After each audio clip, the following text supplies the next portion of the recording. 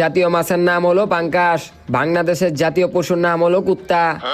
হ্যাঁ হয়ে গেছে রেকর্ডিং। এখন বক্সটা দরজার সামনে গিয়ে রেখে আহিগা। হ্যাঁ এই টুলটার উপরে রাখি। এখন রেকর্ডিংটা অন করে দিই। বাংলাদেশের জাতীয় মাছের নাম হলো পাঙ্কাশ। বাংলাদেশের জাতীয় পশুর নাম হলো কুত্তা। ওই বেটা মার মার মার, ওই বেটা মার, সামনে আগা। বাংলাদেশের জাতীয় মাছের নাম হলো পাঙ্কাশ। বাংলাদেশের জাতীয় পশুর নাম হলো কুত্তা। না, পোলাটা এখন ভালোভাবেই পড়ালেখা করতেছে। বাংলাদেশের জাতীয় মাছের নাম হলো পাঙ্কাশ।